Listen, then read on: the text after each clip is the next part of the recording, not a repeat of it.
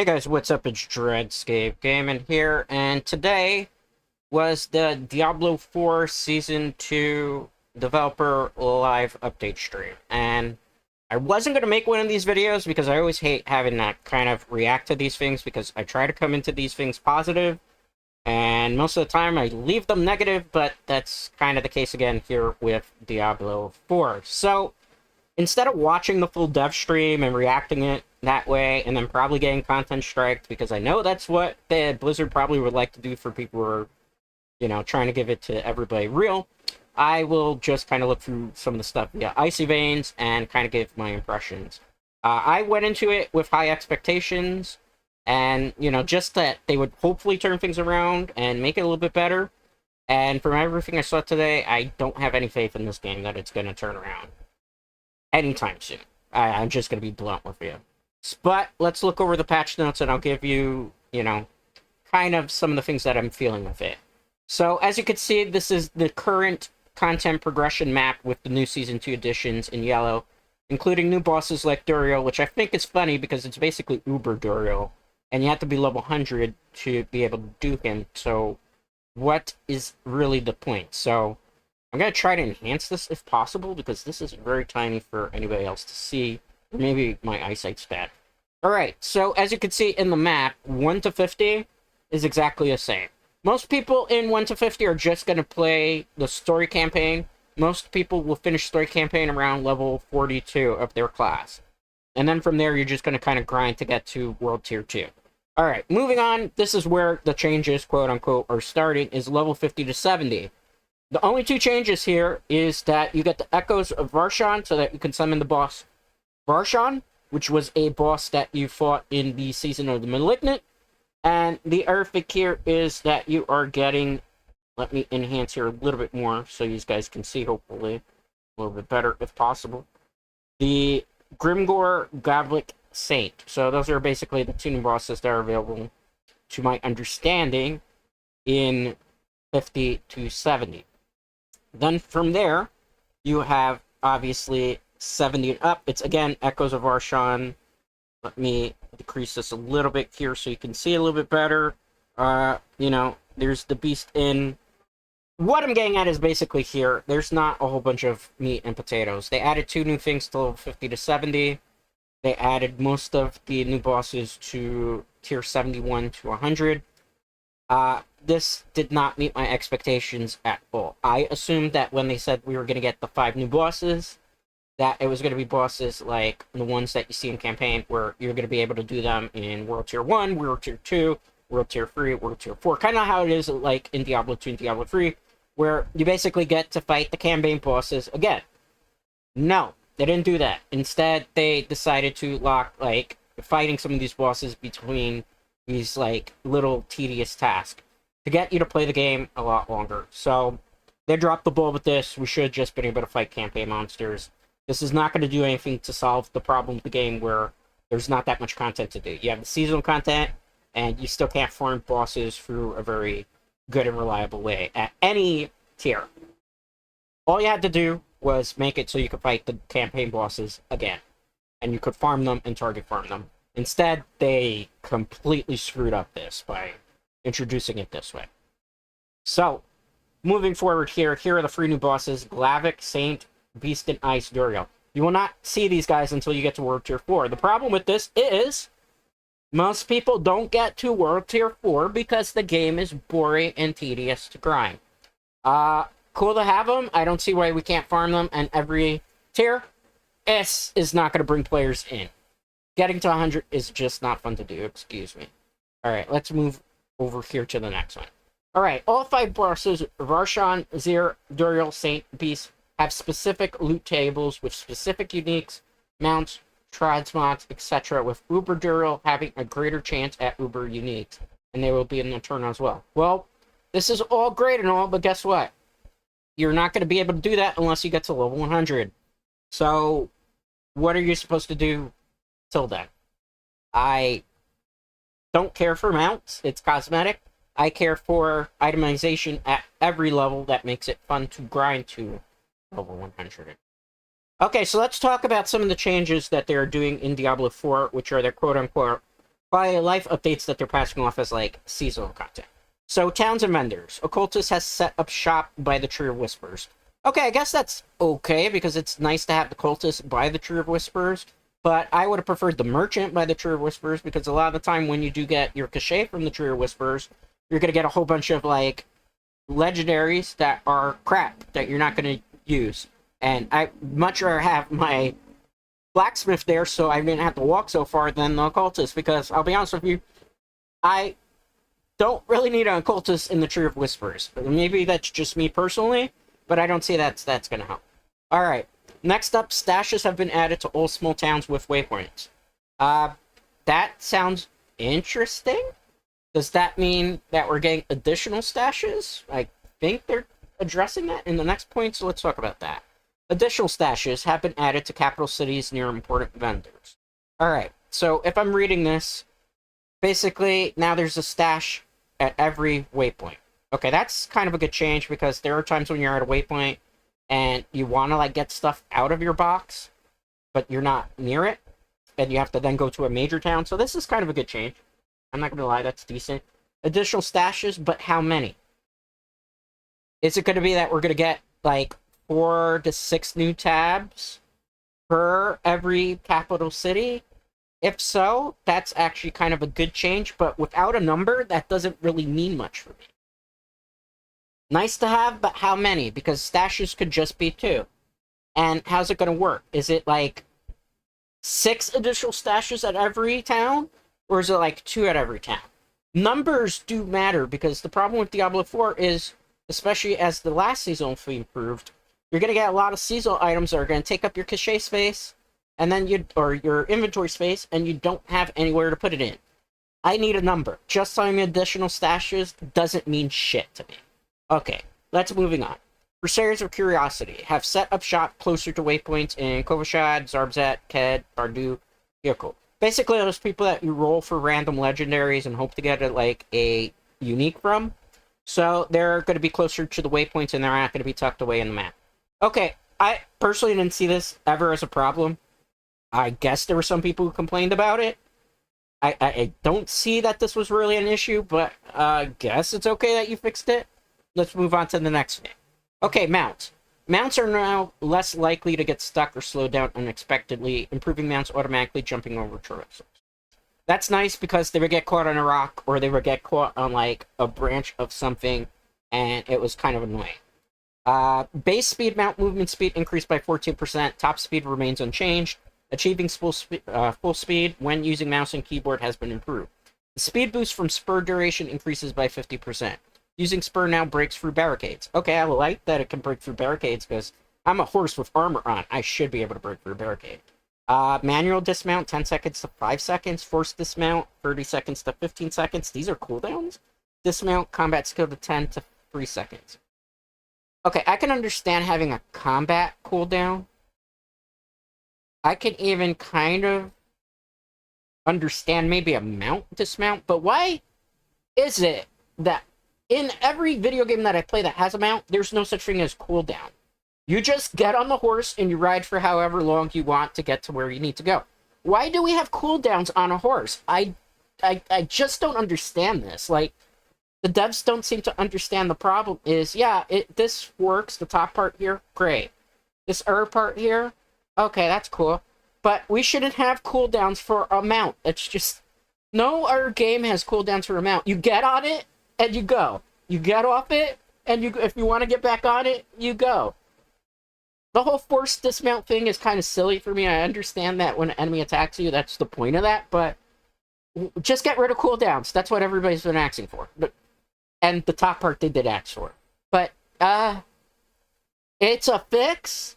Is it going to matter long-term and make people come back to the game? Probably not. I'll just be honest. Alright, let's go to the next thing here. Talk about Durio again? That's interesting.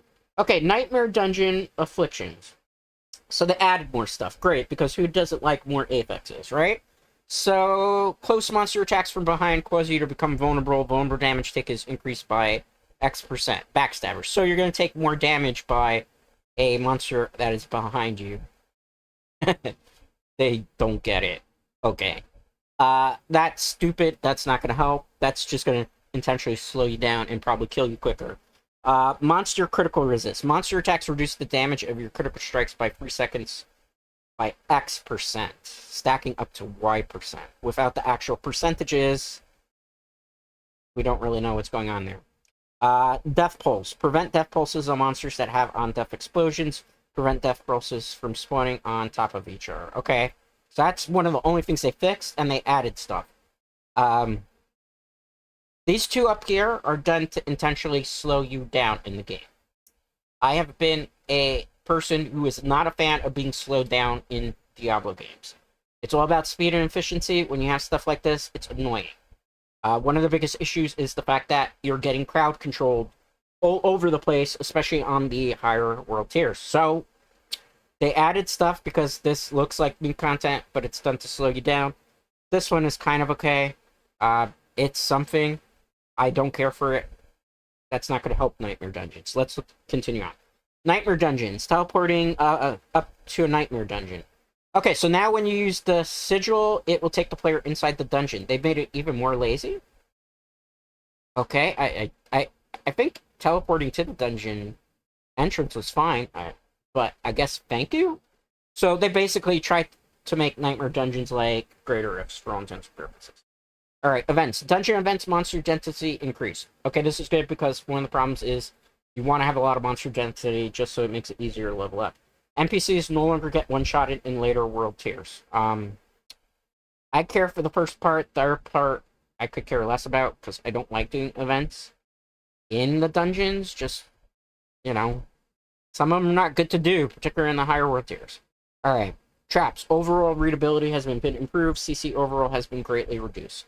Okay, so they kind of listen with the CC part of it. So that's pretty decent. Paragon Glyph experience has been increased. Okay, good, because it's slow as fuck to upgrade with Paragon Glyphs. So, of these changes, the only one that I think is a real game changer, in my personal opinion, is the increase to the experience on Glyphs. Dungeon event density will help if you're trying to experience point farm, but you're still kind of relying on RNG to give you a good event in your Nightmare Dungeon that you would want to farm. So, the last one is probably the only one that's really going to matter much. Everything else, it's like, well, it's nice, but like the second one's very situational with the event, is what I'm getting at. Nightmare Dungeons, more stuff. Okay, so objectives have been... completely removed objectives from a handful of dungeons. Just find the boss, place objectives on critical path through the dungeon. So it sounds like they're reworking it on certain dungeons. So that you're not going from point A to point C, and from point C to point B, and from point D to point A, and I have to go back to then open the door to fight the boss. I have to see this in practice because this is just words on the screen, and it means nothing to me without actually testing it out. Layouts. We redesigned map dungeon layouts. Additional changes were made to dungeon layouts to limit backtracking while preventing the dungeons from failing too linear. I don't think the dungeons' problem was that they're too linear. I think the dungeons are fine with them being linear, in all honesty, because the problem, again, with the dungeons is just they're big dungeons and you get lost in them and you backtrack a lot. And there's too many objectives in a dungeon. I just want to kill the monsters, fight the boss, move on to the next one. I'm about efficiency. Everybody that's played Diablo 2, Diablo 3 is about efficiency. I don't want to have to do rescue 7 prisoners, then find 2 things to put into these pedestals, to then go and kill all the enemies in the dungeon, to then fight the boss. It just takes too long to do a Nightmare Dungeon.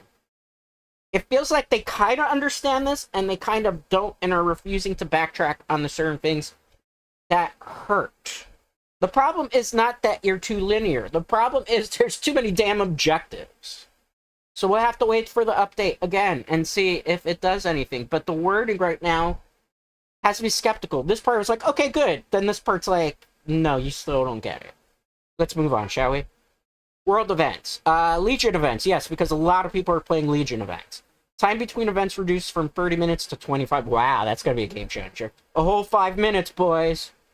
Yeah. Okay, cool. Warning timer increased from 5 minutes to 10 minutes. Fixed an issue where the Legion event pin would not display at the edge of the player's minimaps if a whisper was active. Yeah, I actually did notice that part, so that's kind of good that they fixed it. Let's be honest with everybody here. Who the hell plays Legion events? You get the worst amount of experience points from it. You get the worst amount of loot from it. I've tried to do them. Whenever I've gone to the world map to do them, there's nobody doing them. It's me doing them by myself. So why do it? And you don't get anything good out of it. So, from 30 minutes to 25, you want people to play Legion events? This is what you do. Cut it in half. Legion events every 15 minutes on the world map. Give people a reason to want to do the world events, because there's always a good chance to get them. Make uniques. Good uniques. Exclusive uniques. Which would mean you'd have to work on itemization to drop from the Legion events. That's all you have to do to make it worthwhile for people to want to touch it. No, they didn't do that. 5-minute change for an event people don't do on the map anyway, right? It is what it is. I'm not the developer, but that's not gonna... Nobody cares. Let's be honest. World boss. Spawns have been reduced from 6 hours to 3.5 hours. Okay, so they cut it in half. I have thoughts already on that. Let's continue reading, right? Warning timer increased from 30 minutes to 60 minutes. Okay, that's good, because sometimes you don't know that a world boss is active. Fixed an issue where the world boss pin would not display at the edge of the player's mini-maps if it whispered. I did have that happen quite a lot, so that's a good change. A message that's broadcasted to all players when the world boss is 15 minutes from spawning. I think this last part, I have to talk about the time frame, but the last part, I feel like that should be telling you every 5 minutes leading up to the world boss. Hey, there's a world boss. Here it is. Maybe you should go do it. Hey, there's a world boss. Maybe you should go do it. There's so much information on the map, and you're always busy doing like a Nightmare Dungeon or Whisperer, or God forbid you're actually doing a Helltide, to which I say, more power to you, brother or sister. You know, you need that broadcast of that information quite a bit more. My issue, I'm going to stick to this. World bosses, every 6 hours was bad. Every 3.5 hours is still bad. Why can't we have a world boss fight every hour? Why? Or I would even sell for every 2 hours. Again, the problem with the world events and why people aren't doing them, A, they don't give you good loot for doing them. Uniques. Specific uniques that could only drop for these things. So you would target farm to do this. Would be great. But the loot is crap. The experience is crap. The gold that you get from it, it's not worth the time of day to do it outside of what? A player title that you killed the world boss. Great. And God forbid you get a team that doesn't know how to kill the world boss, which does happen. You're out of luck, bro. Wait another 3.5 hours. Nobody's going to be doing that. I don't even want to. I killed one world boss so far since launch. Because that was the only one that I ran into in all my time playing. And I have a lot of hours on the game. I don't see why it can't be every hour on the hour. Or every 2 hours. 3.5 hours, it's nice that it's changed, but it's not enough. The problem with world events is people miss them because they're just not happening and occurring often enough to do them and the loot. So, they did stuff, but it's not going to matter in the run here. Let's move on. Endgame activities. Nightmare sigils rewarded from Whisper Caches will now always be within 5 levels of the highest level of Nightmare's dungeon the player has completed. Harder Nightmare dungeons? Okay, that's okay. That's fine. Clover reward from Whisper Caches has been greatly increased. By how much percentage, though? You're just saying it's increased, but you're not giving us a number. So that's just saying it's being increased. What if it's like, you get 1 extra gold? It's an increase. It doesn't mean shit without percentages here. You're telling me nothing, bro. Experience from Whisperer's Helltide has been increased substantially. Again, by what percentage? What is so harmful by not giving us a percentage on this number? Moving on. Whisper Caches adhere to the item slot of the cache. Okay, that's cool. That's nice. Helltide chests now have specific icons on the map to indicate their type. That's great. My biggest issue with the map right now is that icons are very hard to read because the default map is very small, and sometimes zooming in, you have to zoom in quite a lot, and you miss a lot of information. It's nice. I have to see how this change actually works. Of these things, what would I consider an actual endgame activity, though? Nothing here is new. It's just the Nightmare sigils, and maybe the golden experience increases. I don't consider that endgame activities. And at least they're not new ones. This is just tweaks. What shouldn't this be like buffs to endgame activities in the wording? Moving on. The stash is getting filters and wait, is that it for the endgame activities? That and the bosses, that's it. So they basically didn't do anything to add anything new outside of the bosses. Oh, this is good. Okay, let's see. What do they say? The stash is getting filters and a text search. This is good because some people did actually request this. So being able to filter things is good. A good quality of life update. No complaints there. Moving on, items. So there's really no endgame activities outside of the bosses are going to be locked to like level 100 World Tier 4. Oh boy. This game is really in trouble. Items. Gems no longer drop directly as rewards. Now players will earn gem shard materials they can use to craft gems. Don't like that change. The issue was that we don't have a gem tab. So their fix for this is you're not going to have the gems drop as a reward. They're just going to be crafting materials to craft the gems as opposed to just making a gem tab. So that will fix your player inventory, but you're still going to have your cache inventory as a problem in Season 2. Okay, again, clueless. Enchantment quests have been updated to what? I'd like to see to what? Numbers, text doesn't matter. Crafting materials will drop in place of lower item power, normal magic, rare equipment in World Tier 3s and 5.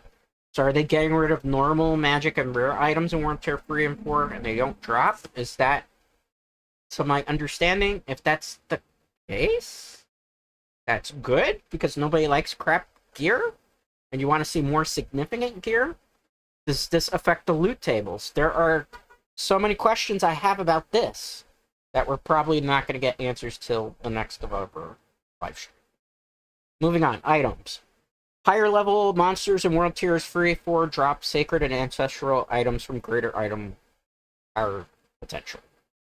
That's a good update. That's a good change. I like that. No complaints there. Normal Whisper Cache rewards now provide plus 10 item power. Upgrade Caches now provide 20 plus item power rewards. That's better. We'll see how it works in practicality. Not Helltide Cache rewards now provide of 20 plus item power. Alright, so they're doing things to kind of tweak the item power and the amount of sacred and ancestral drops. Step in the right direction, but I feel like you need better uniques, which is what people care about mostly in World Tier 3 and 4. They don't care about the yellow items. Honestly, for endgame builds, you're going to be using white items, and you might have one or two legendary affixes that you have in your codex for, like, your weapon, or you know, the best ones, like, you know, the ones for armor buff. It's a step in the right direction. Is it enough in terms of itemization? No. Moving on. One of the biggest quality of life changes in Season 2 is adding filters and text search for stash. Okay, again, we read this already. That's fine. I don't know why Icy Veins repeated that. That seems to be, well, the updates. Everything else is for seasonal content. Okay, so I'll take a look at this briefly. Diablo IV Season of Blood features a new info journey battle pass. Yeah, I'm not keen on that. It's a season basically of vampires, and you use, like, vampire power to level up this. I'm gonna give it to you straight. That is all the patch, kind of things that we got off of here. Let me give it to you straight, because Dread has always been a man of telling things like they are. I believe in honesty. I don't believe in lying to the player base, etc., etc. Are these changes going to help Diablo 4 right now? No. Pretty much, this is one of these situations where they put band-aids on things that need stitches. I did not see enough right now from this dev stream to say that you should play Season 2 of Diablo 4. If you're somebody that's playing the internal realm, they haven't done anything so far from this first dev update. We're getting a second one on October 10th to make me want to queue up into Diablo 4 right now, or to get excited. Item power increases out of caches, that's nice. The problem with the game is it needs itemization, new uniques, new legendaries. The bosses, the way they have it structured for how you get to play as them, having to use essences to summon them, that's stupid. It should be like in Diablo 2. You farm the campaign bosses after you finish the campaign as many times as you want, and they drop uniques and specific, uber uniques. And that's how it should be played. I don't think anybody's going to grind to level 100 to fight Uber Duriel, because most people haven't farmed to level 100 that really are, your regular casual players are not going to do that. They didn't even do it for Uber Lilith. What makes you think? We have promises of experience buffs, but we don't know what those experience buffs are in terms of percentages. We have buffs to gold. We don't know what those gold buffs are in terms of percentages. We have some extra affixes to monsters. That means it's going to slow us down some more, and they fix, like, the death pulses a little bit. I personally didn't see anything in here that really is going to save Diablo 4 right now. I have seen people reacting on Twitter, on Twitch. Most people that are the regulars, the ones that are in the 50 to 70 bracket, which I do want to go back to for a second here, because this is very important to talk about, and I'm going to go back to it, is the people that are not going to play for level 50 and 70. They didn't do anything to make you really want to play. And I'll be honest with you, what are the endgame activities? The endgame activities right now is still Nightmare Dungeons. Look at this. They added 2 things to level 50 and 70. Everything else is hidden behind World Tier 4. You're only going to be able to fight those special bosses in pretty much World Tier 4. You'll get to fight Varshan, and you're going to get to fight Saint boss in 50 to 70, but is that really going to drop enough that's going to make you want to keep playing?